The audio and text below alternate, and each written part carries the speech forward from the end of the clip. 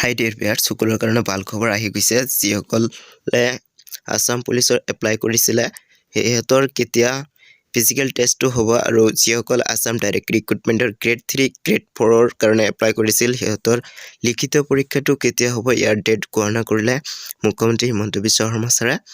তেওঁ উল্লেখ কৰিছে এটা মিটিঙত যে আসাম ডাইৰেক্ট ৰিক্ৰুটমেণ্টৰ গ্ৰেড 3 গ্ৰেড 4ৰ যিটো পোষ্ট এই পোষ্টৰ লিখিত পৰীক্ষাটো হ'ব জুন জুলাই মাহত অনুষ্ঠিত কৰা হ'ব আৰু আসাম পুলিচৰ যিটো ফিজিকেল টেষ্ট হয় এইটো জুন জুলাই মাহত গ্ৰেড 3 গ্ৰেড 4 যেতিয়া ৰিটাৰ্ণ এক্সাম অনুষ্ঠিত কৰা হ'ব তেতিয়া লোৱা হ'ব।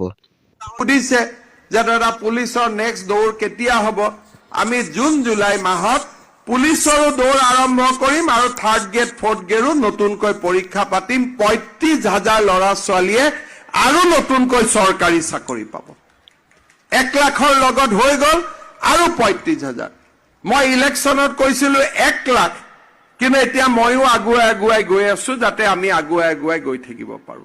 আমি জুন জুলাই মাহত পুলিচৰো দৌৰ আৰম্ভ কৰিম আৰু থাৰ্ড গ্ৰেড ফৰ্থ গ্ৰেডো নতুনকৈ পৰীক্ষা পাতিম। ৩৫,০০০ ল'ৰা ছোৱালীয়ে আৰু নতুনকৈ চৰকাৰী চাকৰি পাব।